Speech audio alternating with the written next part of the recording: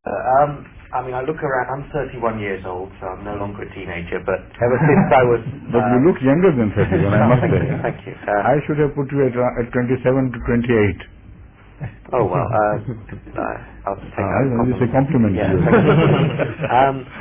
Yes? And all my life I've looked around and I see lots of people of different faiths and saying different things, and obviously you've already told us today about the basic similarities, but you say that, and a lot of people don't seem to see the similarities.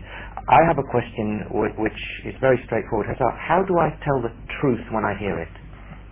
How do you tell what is true when I hear it? Because sometimes I'm confused. Right, yes. You see, this question can be answered in different ways, but first of all, I would draw your attention to the introspective method. Mm-hmm. Everyone is created with truth, according to the claim of the Holy Quran, as well as I understand, the same claim is shared by every other religion.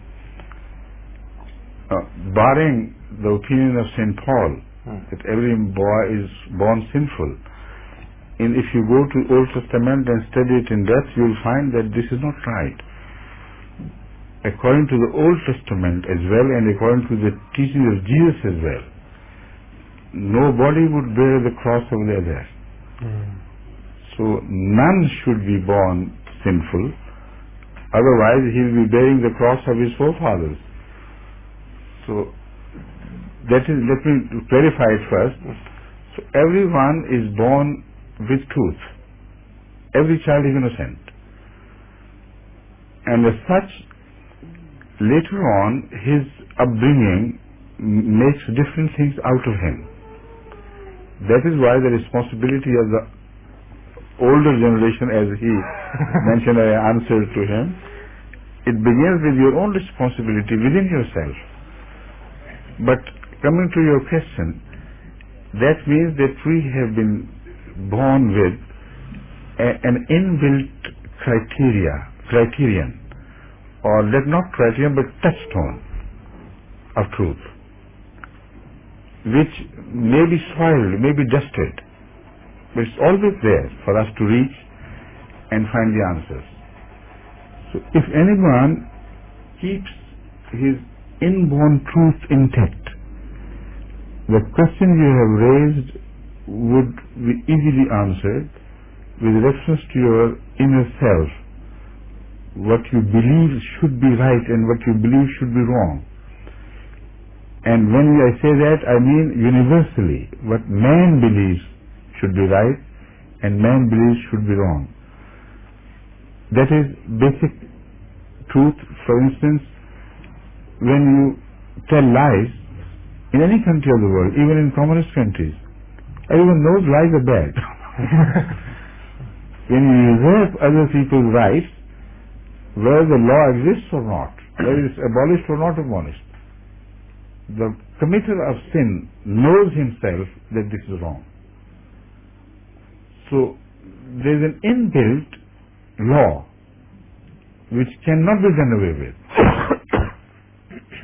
And the law from on high, given to man from on high, that is from God, must perfectly coincide with the law within.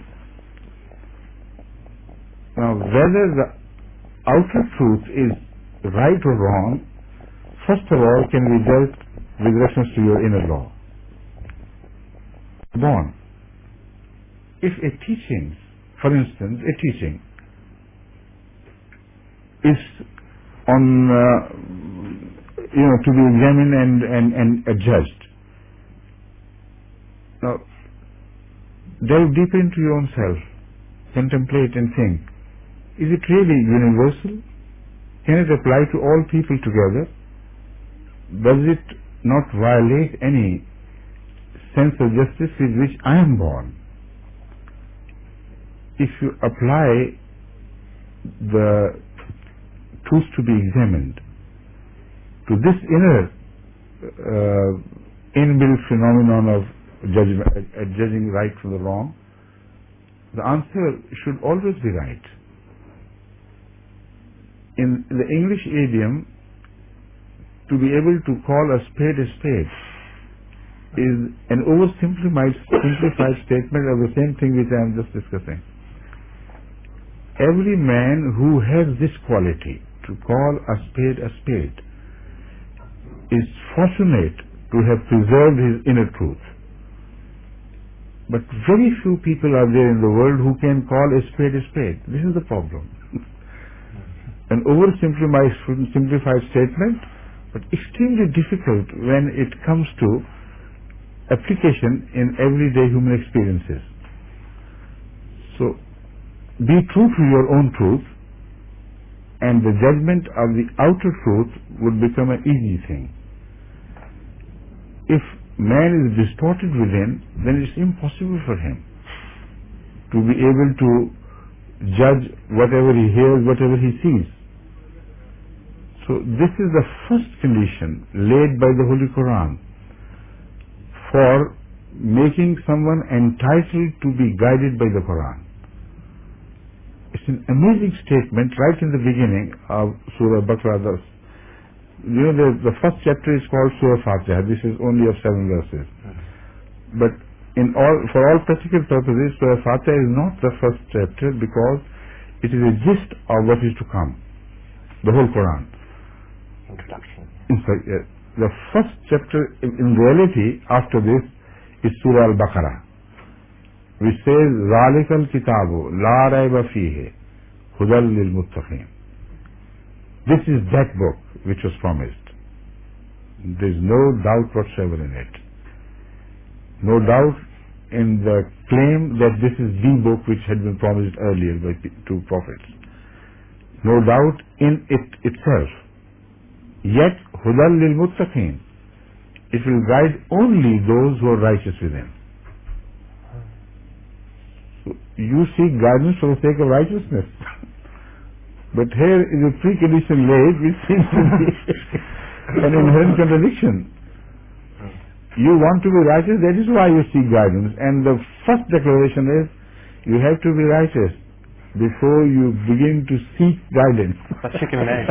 Wow. But it is not.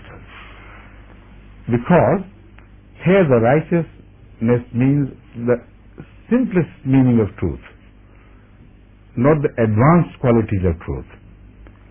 Because righteousness begins with the very simple elementary concept of truth to a higher and more complex stage where there is no end to it, in fact. Righteousness will always remain relative. In relation to the more perfect or the perfect models which we call as which we entitle as prophets or messengers of Allah. But from Allah's vantage point, that also would be imperfection.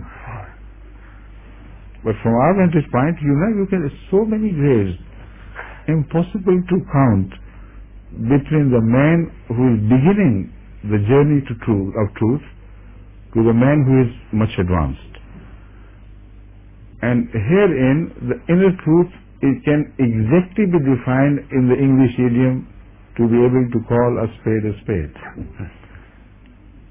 When that you have reached that integrity, that honesty, which sometimes is possessed by simple, poor, ordinary villagers far more than poor citizens of great cities. Poor both are poor, but one is simple and poor, the other is crooked and poor. So that is why the truth is far more accessible to those who belong to this category of simplicity and honesty, whereby they can see a thing which appeals to them and they say, yes, okay, we like it, we accept it. So these are the two ways. Or is it just one way I mentioned? Now, one was that you can put all observations to the criterion of your inbuilt concept of truth.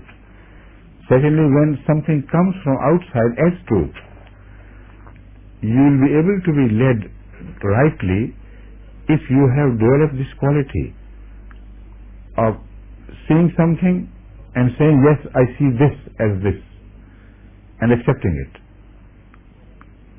If you come across teachings which you say, yes, very good, fine teaching, and then you go your own way and continue to follow your own old practices, then this is not truth. This observation is false, that it is truth. Because when you say to call a spade, it requires more things than it seems on the surface.